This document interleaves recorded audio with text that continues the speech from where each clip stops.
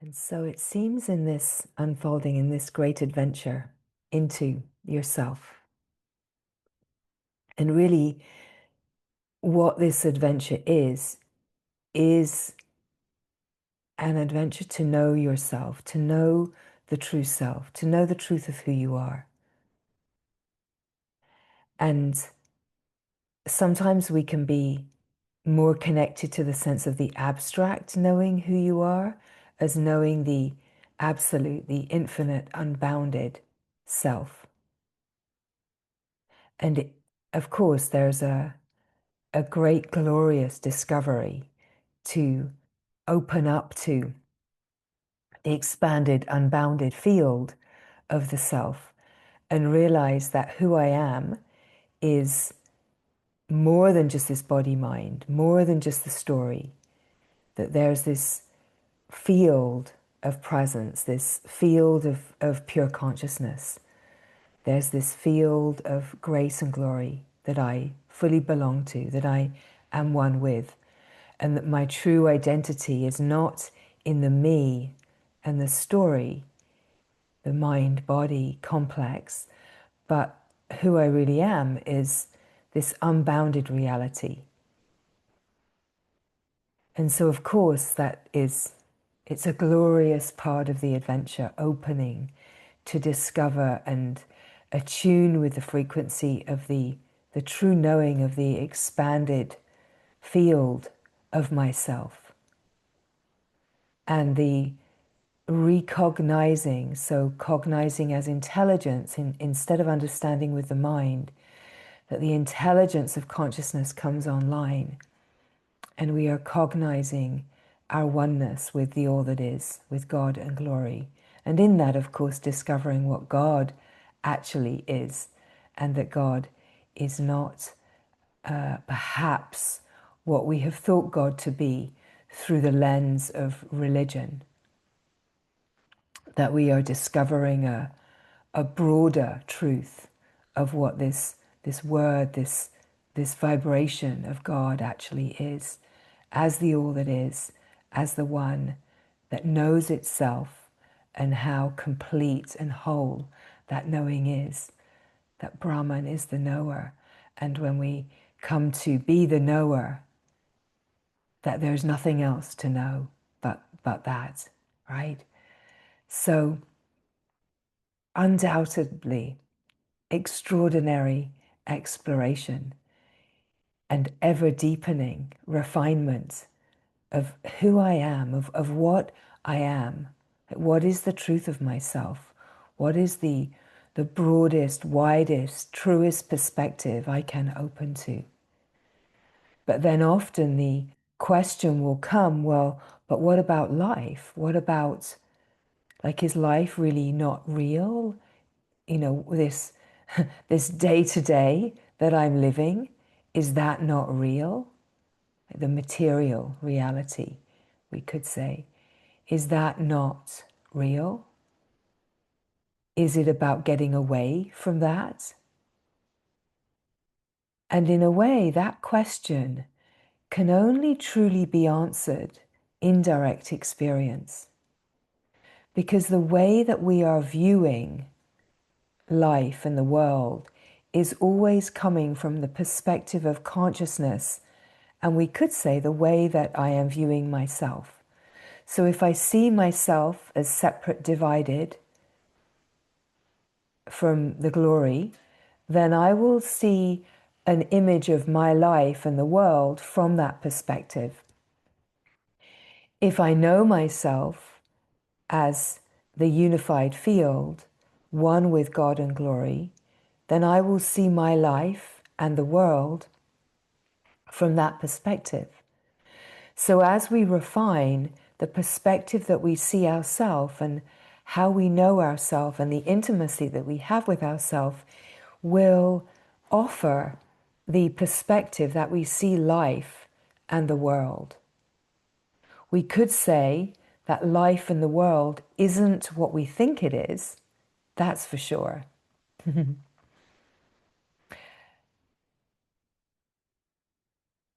But when we think we know what it is, we can't imagine that it could be anything else because it feels so real, right?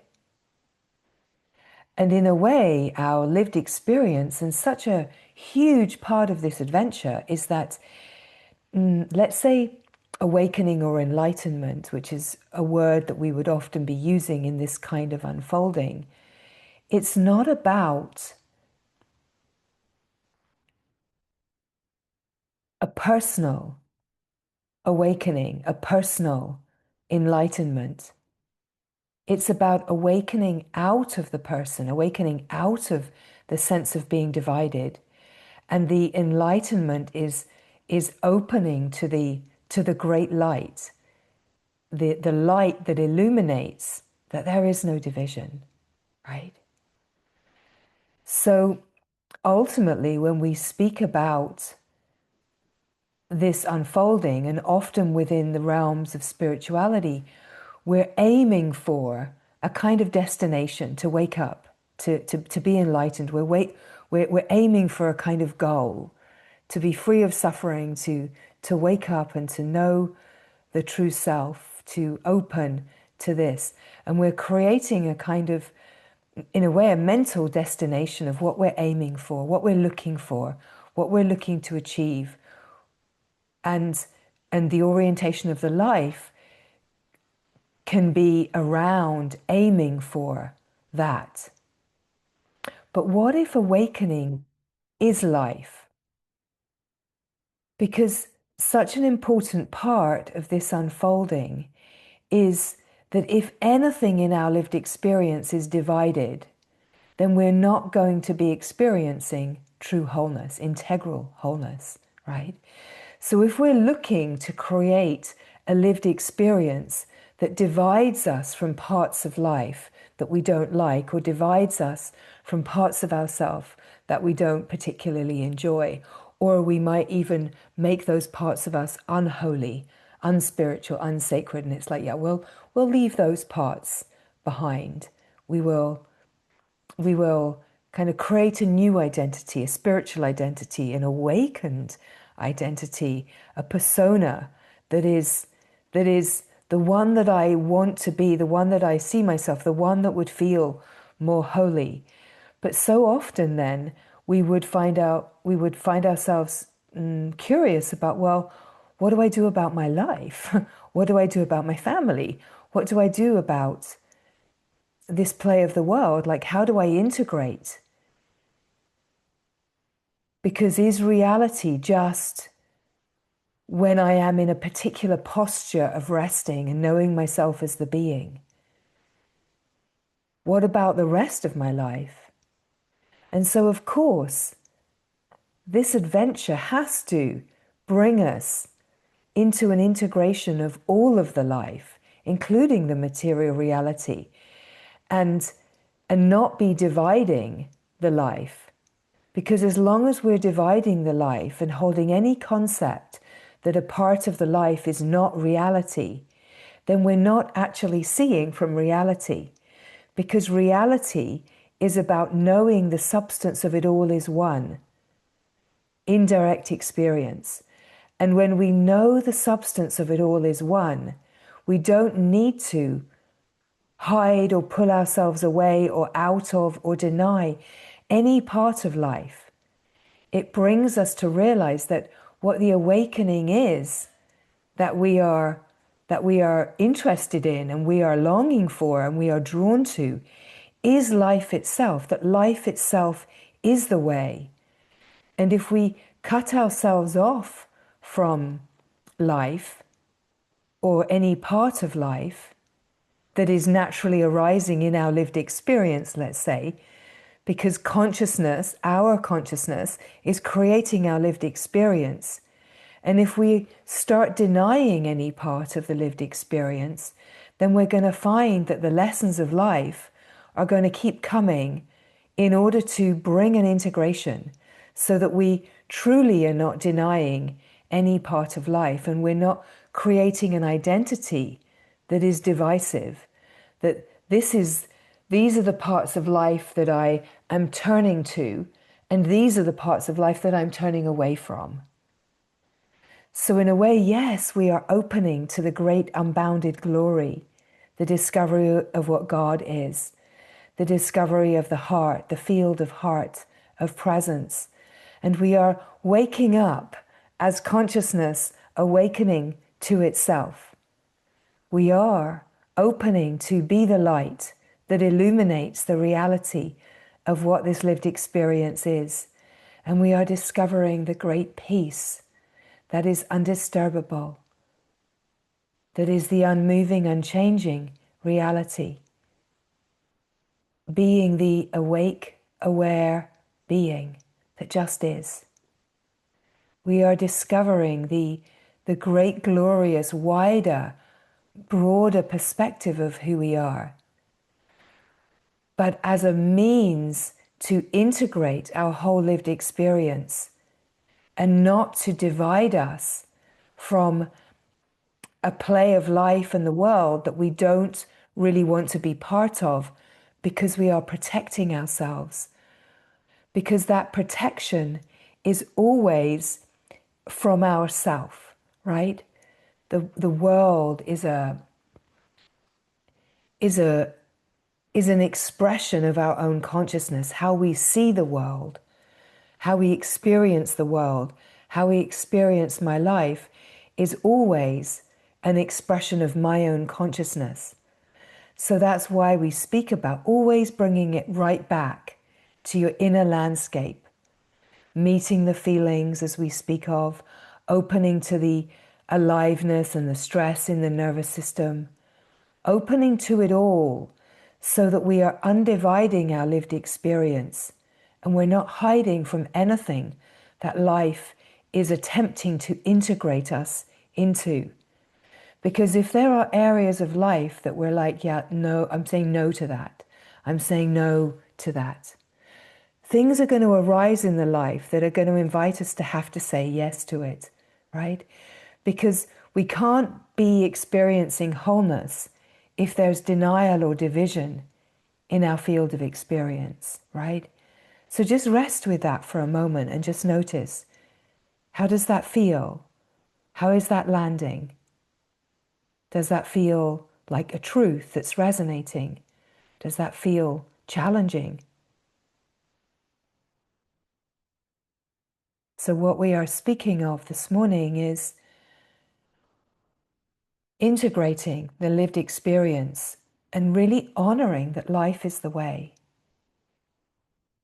That nature doesn't deny any part of itself. It's a fully integrated ecology, we could say, right? Everything is integrated. Everything is flowing as one intelligence. So when we start to flow as one intelligence, as a life, and we recognize that whatever is arising is an invitation to integrate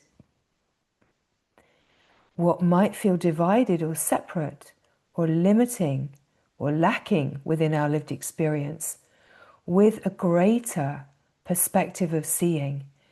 And that is the means to have a greater perspective of seeing ourself, seeing the true self that I am.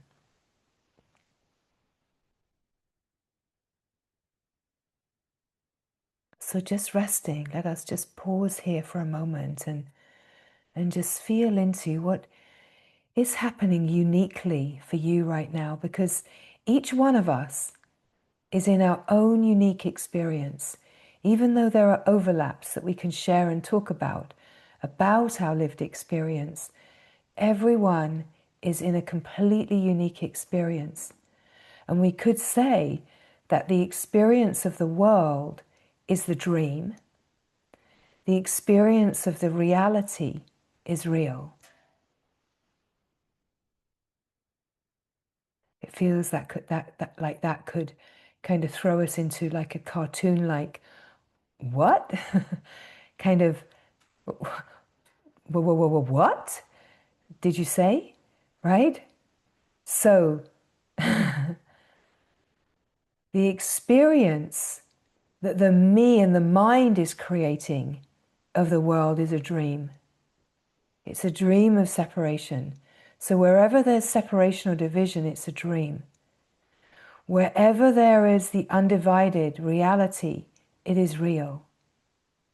And in a way, our lived experience is like a dance where we're opening to the real, to reality, and we're recognizing that just being is real.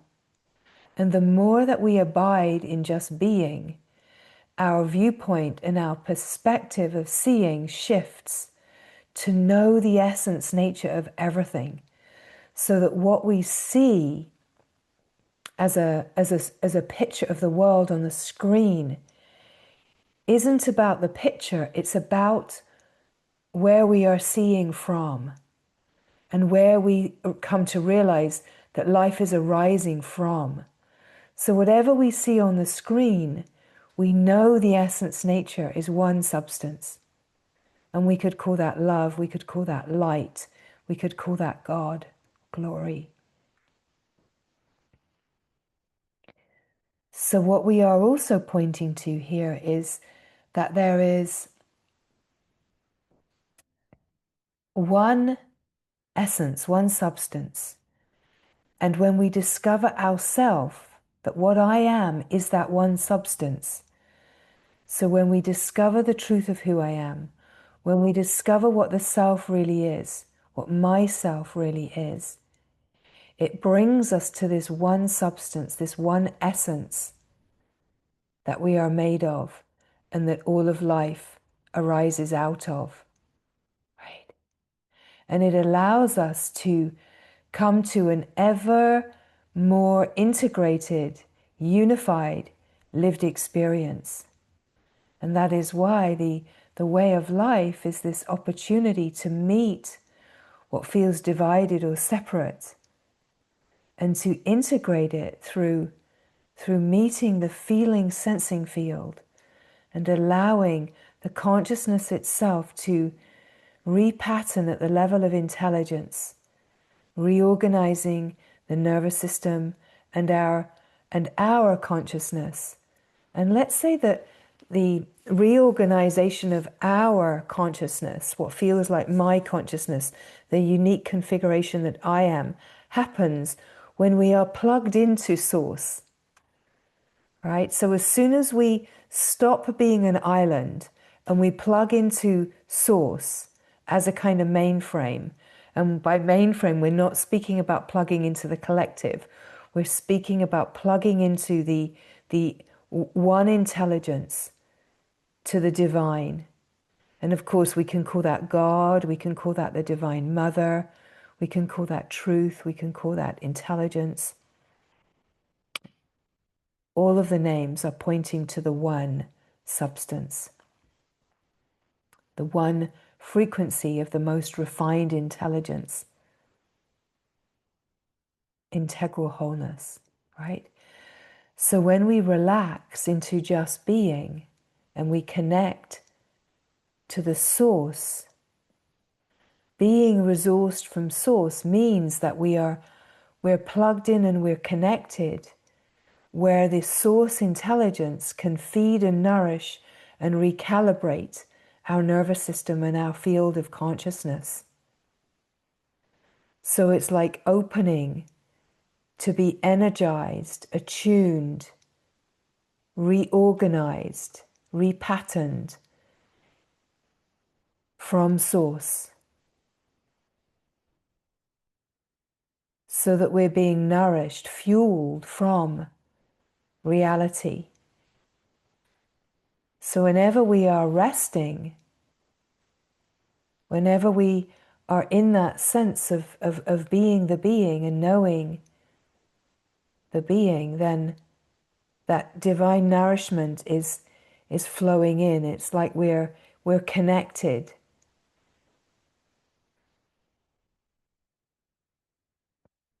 And in this connection, we realize that what I am actually is a point of infinity. The feeling of me, the more personal feeling of me, is like a node, like a point of infinity. and I'm connected to the whole framework of intelligence, of universal intelligence. And so this node, this point that I am, is being nourished and updated and upgraded. The nervous system is being recalibrated, and here the felt sense of what I am shifts from being, oh, I am just an island, to feeling like I can feel the point that I am, but I know I'm a point, or the person that I feel myself to be is a point in the infinite field. And when I'm connected to Source, the broader perspective tells me I am infinite, I am unbounded, I'm a boundless being, I am timeless, here now, eternal. I am not of time and space. Even though I can be awake and aware at this point, and I can feel the mind body, and I can feel the person, and I can be fully engaged living here, but I am connected to the one, to the whole, integral wholeness, the one intelligence. And the consciousness that I am is ever refining in this field. So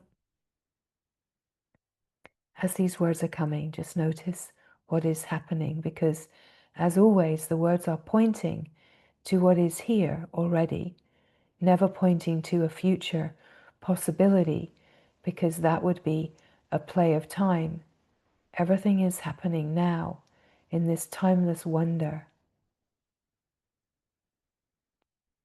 So just opening to receive, and just notice what is being noticed.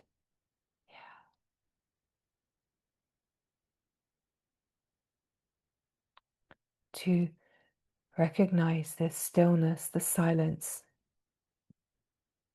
the presence of being.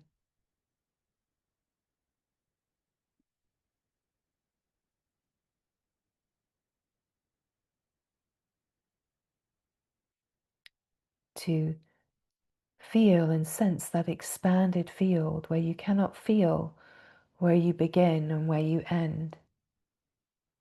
And yet somehow simultaneously you are awake and aware at the point, the node.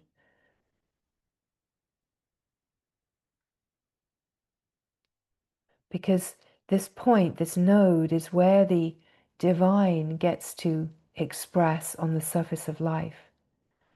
And when we are connected to the field of intelligence, we are being refined and upgraded so the divine can get to the surface of life, so that integral wholeness can be restored and renewed on the surface of life. And the delusion of the mind and the illusion of separation, right? The belief that there is separation and division starts to be illuminated and seen through. But we're not just opening to the boundless glory and wonder of who we are, of what this self really is. We are operating as a vehicle, as an instrument, as a node, as a point for this truth, as frequency to get to the surface of life. So it's like our nervous system and the heart is being nourished and upgraded, so that these finer frequencies can activate the dormant light codes in our consciousness, that can activate the dormant light codes in the cells and the whole cellular structure, all the way down to the absolute minutiae of like beyond subatomic, right? So between every single teeny tiny particle that we are made of is infinite space. So we enter into the infinite multidimensionally through the cells of the body. That the infinite reality is not outside of us, that we are entering deeper into the infinite reality. That every cell, fiber, atom, subatom, and smaller and smaller and smaller, down to nothing, is surrounded by infinite space.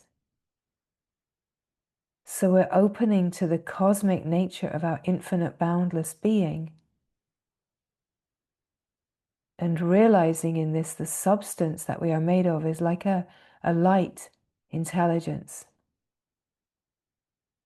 And we speak of being made of light intelligence. This is what we are speaking of, that we are not like a solid substance, and yet we appear and we experience matter.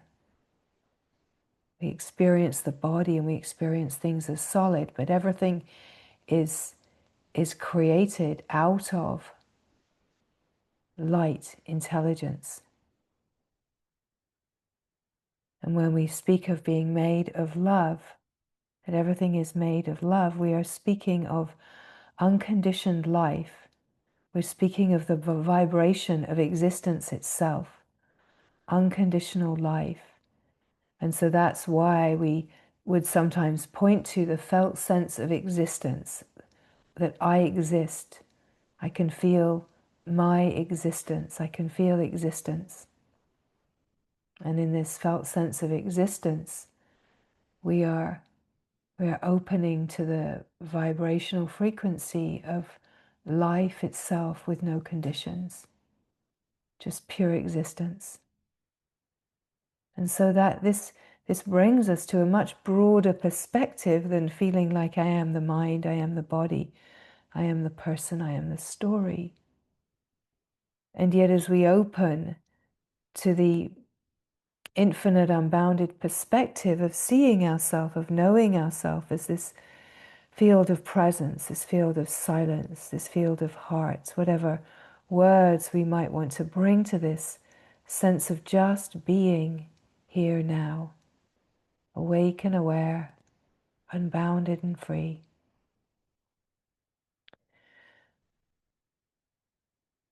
What we notice is that our perspective of experiencing ourself shifts, the feeling sense of ourself shifts. And yet we're very aware that we're not looking for a state. We're not looking just to have an experience. We're opening to realize that the experience of what we are is so much broader than what we have thought. And yet somehow, as we open and we widen, at some point it seems like I come back into being the point, the node. I come back into the experience of like, okay, on with my life, right?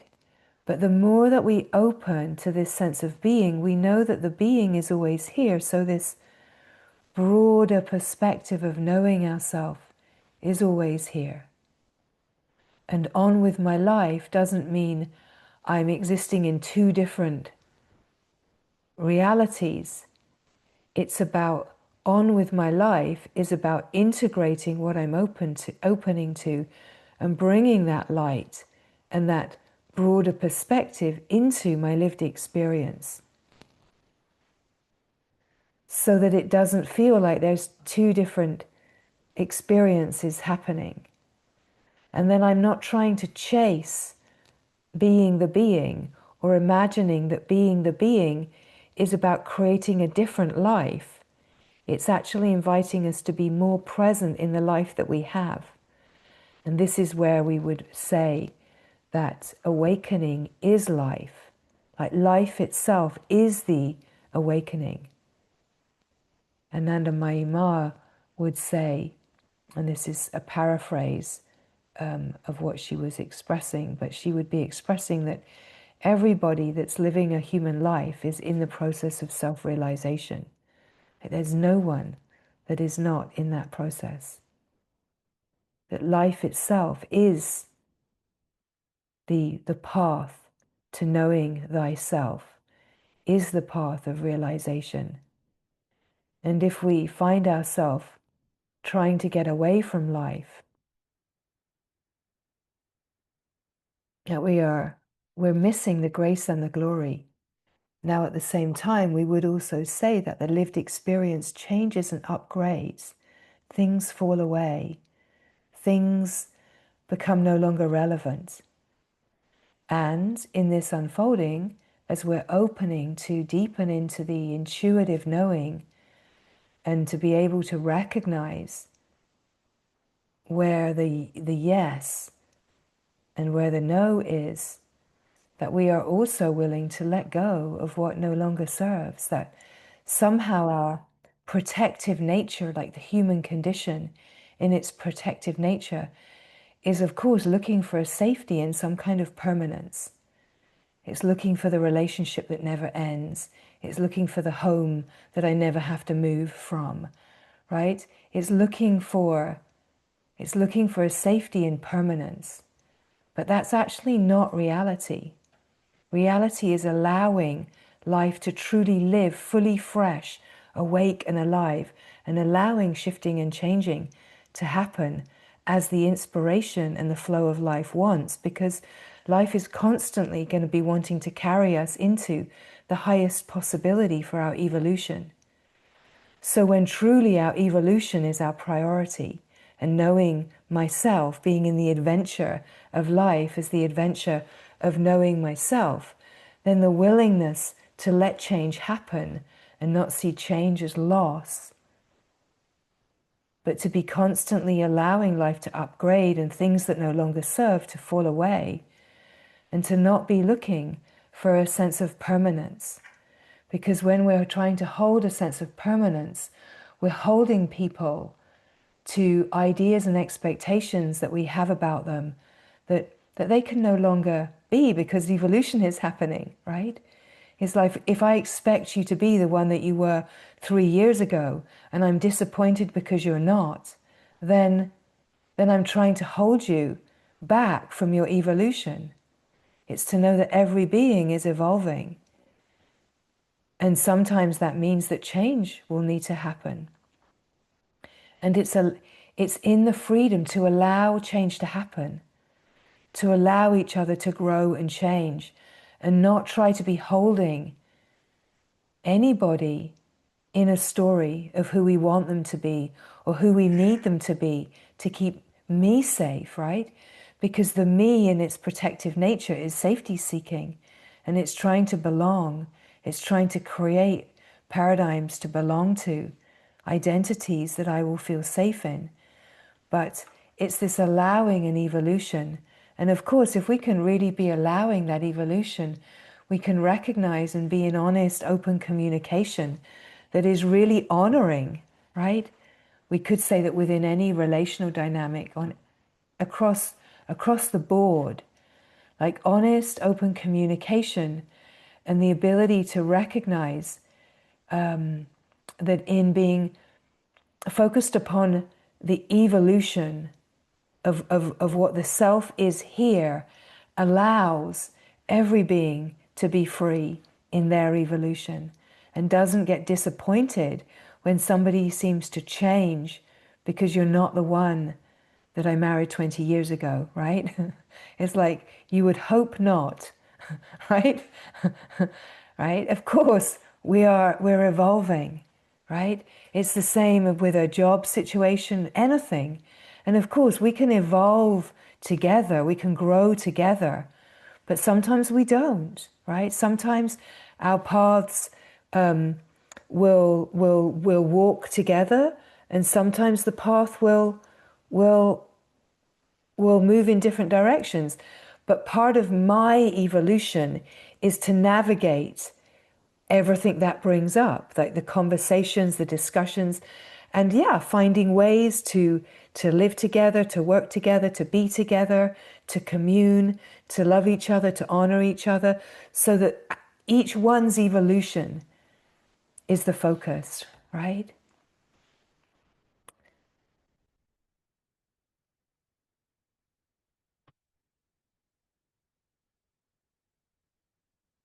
So what we are speaking of is integrating the lived experience and all of the parts of the lived experience.